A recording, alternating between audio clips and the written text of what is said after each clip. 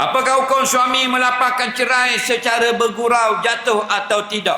Jawabnya, jatuh. Nabi kata, salah satun.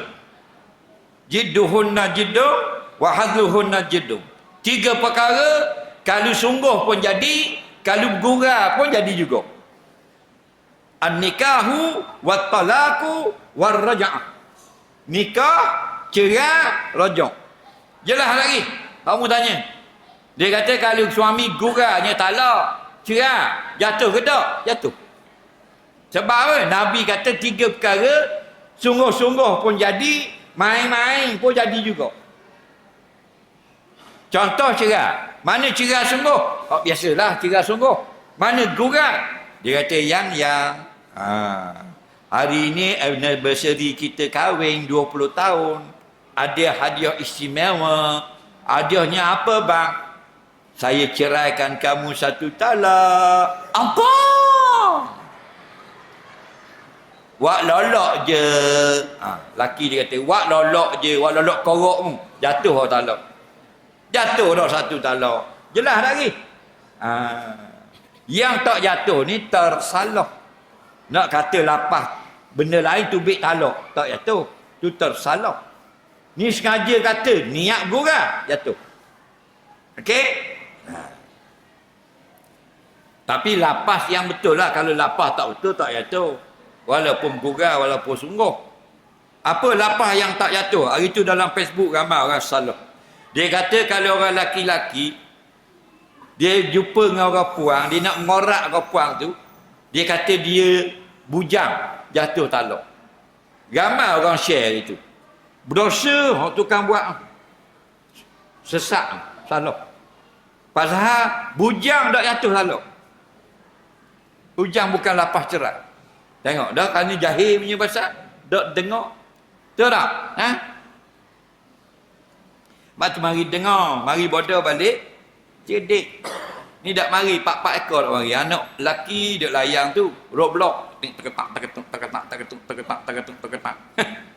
Anak puan duk tengok drama Korea. Bunuh dia. Drama Korea, hero nak bunuh diri.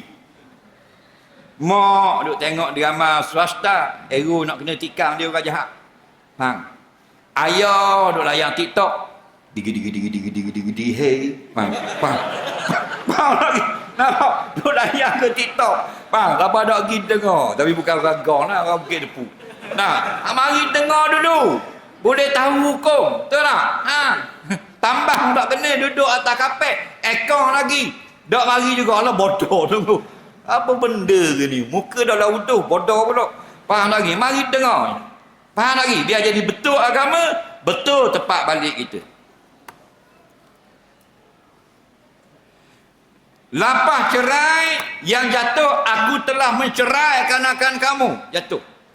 Kalau aku akan menceraikan kamu, tak jatuh. Akan tak jatuh. Kan aku ceraikan. Tak jatuh. Aku telah, fi'il madhi, kalimatun dalat ala makna hadasin madha. Kalimah yang menunjukkan perkara atau kejadian yang sudah berlaku. Faham lagi? Nah? Betul tak tu? Tak boleh dia. Siapa ngaji pondok sini? Ada? Siapa yang ngaji sekolah Arab? Betul tak? PL Madi. Ke tak betul? Tak ada orang ngaji pondok? Seorang? Betul tak? PL ni perbuatan lah. Perbuatan ni ada 3. Perbuatan yang telah berlaku, perbuatan yang sedang berlaku, perbuatan yang akan berlaku. Dalam bab talak ni, perbuatan yang akan berlaku tak jatuh. Yang jatuhnya perbuatan yang telah berlaku, iaitu madhi. Perbuatan yang sedang berlaku, mudhari' dengan makna hal, dan 2 saja. Maknanya kalau dia kata, aku telah menceraikan kamu, jatuh talak. Aku sedang menceraikan kamu, jatuh talak. Tapi kalau guna madhi, tahu fi'il madhi? Fi'il madhi madi pula. Fi'il mudhari' dengan makna istiqbal, akan datang, minta maaf.